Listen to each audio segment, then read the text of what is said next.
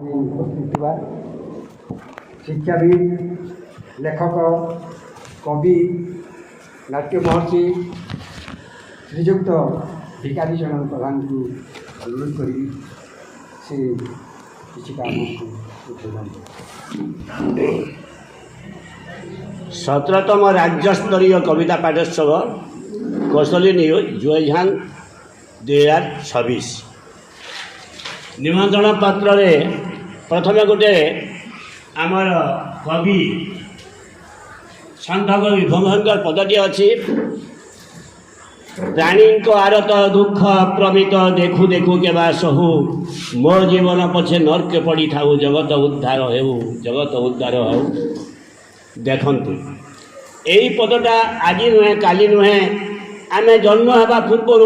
भीम भईर परे परे आम जिते दल अच्छु समस्ते गाई आसु प्रकृति से पदटा आम देह को आम पसई पारे बहुत भल हे जहाँ भी मुझे दीपद कहवाई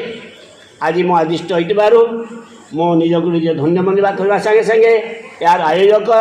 महानु बाबू समस्त जिते साहय कर समस्त को धन्यवाद दूसरी मंचासीन सभापति महोदय संपादक महोदय समस्त अतिथिवृंद समस्त को प्रणाम जनाऊँगी एवं आगे बसी आमर यही कौशल न्यूज प्रेमी कहूँ बा आमर बुद्धदेव बा आमर कवि जे सन्थ कवि एवं आमर बाबा साहेब यही प्रेम जो मैंने उद्बोधन हमें से तो केवे हेले इमिति सभा को आसबे ना विशेषकर जो तीन महात्मा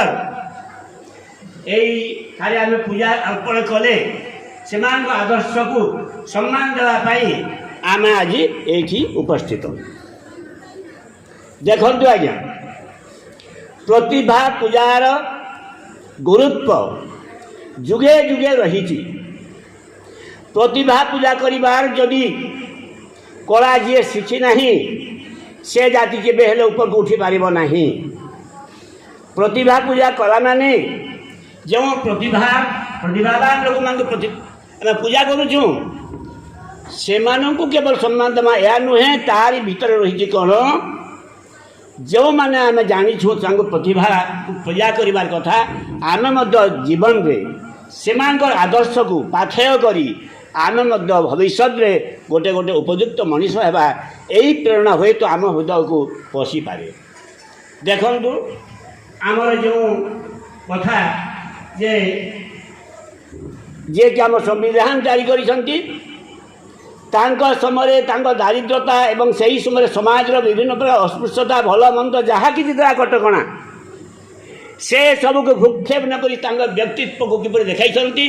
एवं से आज पृथ्वी में मान्यता हो एवं आम भारत से संविधान केमती तैयारी करती योग्यता संपन्न जड़े लोक आम आज पूजा कले बोले जीवन को आम पाठ करी से केमिति विभिन्न प्रकार बाधा विघ्न पाइक प्रतिभा को से देखा पारी आमे से अनुप्राणित होची आम भीम भई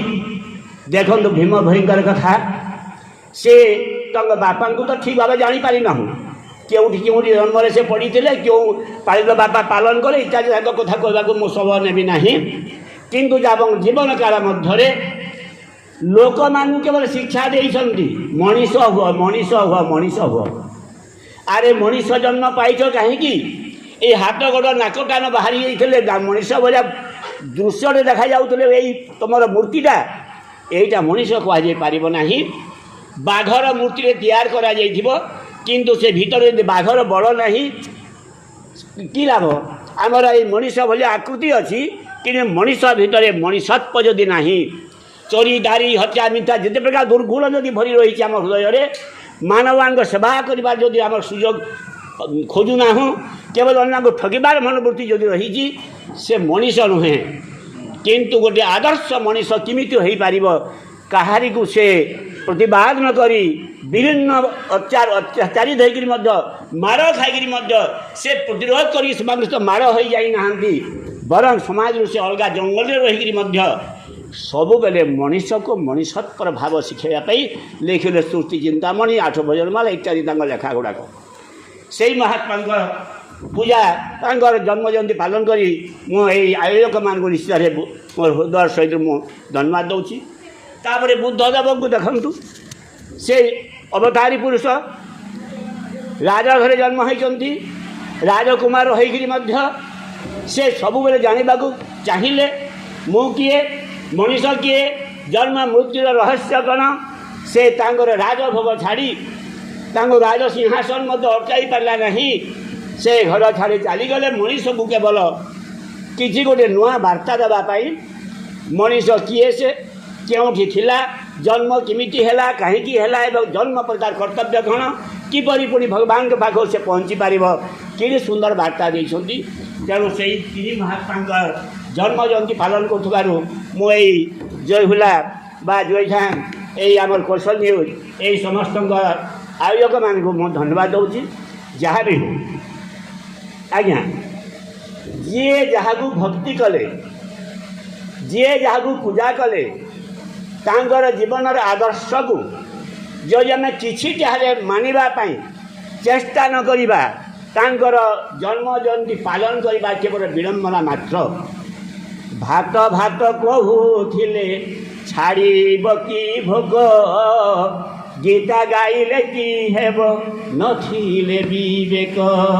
ଗୀତାରେ ମହତ୍ କଥା ବହୁତ ଲେଖା ହେଇଛି, କିନ୍ତୁ ଗୀତାକୁ ଚନ୍ଦନ ଝିଟି ଝିଟି ତାର ଉପର କଭରଟାକୁ ଲିଭେଇ ଦେଉଥିବା,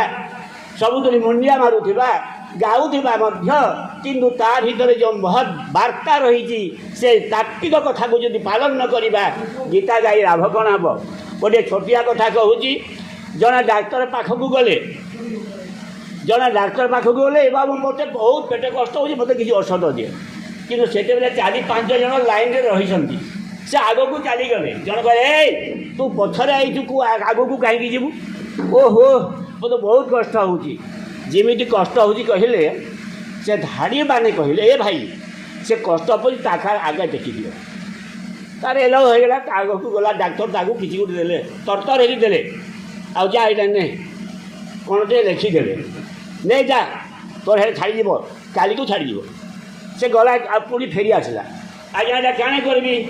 ଭାଇ ମୋତେ ଲେଖା ହେଇଯିବ, ହଉ ଲେଖିଲି ପରେ ଆରେ ପଢ଼ବୁ, ଘରକୁ ଯା, ହେଠି ନା ଜାନୁ। ଗଲା ସେ ଘରକୁ, ଗଲା ଦେଖିଲା ଗାଧି ଗୁଧାକରି ପଢ଼ିବି, ଗଲା ଗାଧି ହେଲା। ସକାଳୁ 2 ଚାମଚ, ସନ୍ଧ୍ୟାରେ 2 ଚାମଚ, ସକାଳୁ 2 ଚାମଚ, ସନ୍ଧ୍ୟାରେ 2 5 ପେଜା ପଡ଼ିଲା, ସବୁଦିନ 2 ଦିନ ପଡ଼ିଲା, ନେ ଛାଡ଼ିଲା। ଫେରେ ହେଲା, ଆଜ୍ଞା ନେ ଛାଡ଼ିଲା, ଯେ ନେ ଛାଡ଼ିଲା, ଏ ଯେ ତୁ ଆଜ୍ଞା ଔଷଧ ନେ ଛାଡ଼ିଲା। ଦେଖିଲେ ଆଜ୍ଞା ନେ ଖାଇଁगे ଯେ ଖାଇବ ବଳ ଭାଇ, ଖାଇବ ନେ ବୋଲି ଯେ ସେ ଫେର୍ ନାଇଁ ଖାଇ। ସକାଳୁ 2 ଚାମଚ ପଢ଼ବୁ ବୋଲେ ସେନ୍ତା କଥା। ଆଜ୍ଞା ଆମେ ଯେଉଁ ମହାତ୍ମାମାନଙ୍କୁ ସ୍ଥାନିତ କରିଛୁ, ପୂଜା ପର୍ବାଣି କରୁଛୁ, ତାଙ୍କର ପ୍ରତିଭାକୁ ଆମେ ପୂଜା କରୁଛୁ, ତାଙ୍କର ଆଦର୍ଶକୁ ଯଦି ଆମେ ପାଥେୟ କରିପାରିବା, ମଣିଷ ଭିତରେ ଯଦି ମଣିଷର ଭାବ ନେଇପାରିବା, ତାହେଲେ ଏଇ ଜନ୍ମ ଜୟନ୍ତୀ ପାଳନ କରିବା ସାର୍ଥକ ହେବ ଏବଂ ଆମେ ମଣିଷ ହୋଇପାରିବା। ପୁଣି ଆଜି ଗୋଟିଏ ମହତ୍ କାର୍ଯ୍ୟ ରଖିଛନ୍ତି ଆମର ଅର୍ଚିତ ବାବୁ, ଯେଉଁଠି କବିତା ପାଠ ସବୁ କବିତା, ତାକୁ ମୁଁ କହେ, ଯେଉଁ କବିତା ପଢ଼ିଲେ ଅନ୍ୟମାନଙ୍କୁ ଶିଖିବାର ବାର୍ତ୍ତା ଥାଏ ଏବଂ ଶିଖିବାର ବାର୍ତ୍ତା ଅନ୍ୟମାନଙ୍କୁ ଦେବା ପୂର୍ବରୁ ଯିଏ ସେ ଲେଖକ ସେ ନିଜେ ସେ କବିତାକୁ ନିଜେ ହଜମ କରିଥିବ। ମୁଁ ସେଇଠି ମଦ ପିଅ ନାହିଁ ବୋଲି ବାର୍ତ୍ତାଟେ ଦେଇଥିବି, ଆଉ ମୁଁ ଯଦି ମଦ ଖାଉଛି ସେଇ କବିତାର କିଛି ନିରର୍ଥକ ସେଇଟା। ମୁଁ ଚୋରି କରିବ ନାହିଁ, ପର ଝିଅମାନଙ୍କୁ ନିଜର ମା ଦୃଶ୍ୟ ଦେଖ ବୋଲି ବାର୍ତ୍ତା ଦେଇଥିବି, ଅଥଚ ମୁଁ ଗୋଟେ ଭିବିଚାରୀ ବା ବଦମାସ ଲୋକଟେ ଥିବି, ସେଇ ଲେଖା କବିତାକୁ ମୁଁ ଗ୍ରହଣ କରିପାରିବି ନାହିଁ ବା ସେ କବିକୁ ମୁଁ କବି ବୋଲି କହିପାରିବି ନାହିଁ। ତେଣୁ ହେ କବି ବନ୍ଧୁମାନେ, ଉପସ୍ଥିତ ସମସ୍ତ ଗୁରୁଜନମାନେ, ମଞ୍ଚାସୀନ ସମସ୍ତଙ୍କୁ ମୁଁ କହି ରଖୁଛି, ପ୍ରକୃତରେ କବିତା ଭିତରେ ଯେଉଁ ବାର୍ତ୍ତା ଆମେ ଦେଇଥାଉ, ସେଇ ବାର୍ତ୍ତାକୁ ନିଜେ ପ୍ରଥମେ ଶିଖିଥାଉଁ, ହଜମ କରିଥାଉଁ ଏବଂ କବିତା ଆମେ ପାଠ କରିବା ପାଇଁ ଆଗ୍ରହ ଆସୁଥାଉ। ଧନ୍ୟବାଦ। ଯେତେ ଲୋକ ହେଲେ ମଧ୍ୟ ଆପଣମାନେ ସମସ୍ତେ ଆଗ୍ରହ ସହିତ ଏତେ ବଡ଼ ଖରାରେ ଆସିଥିବାରୁ ସମସ୍ତଙ୍କୁ ମୁଁ ଧନ୍ୟବାଦ ଦେଇ ଆଉ ଥରେ ସମସ୍ତଙ୍କୁ ପ୍ରଣାମ ଜଣାଇ ରହୁଛି। ଧନ୍ୟବାଦ।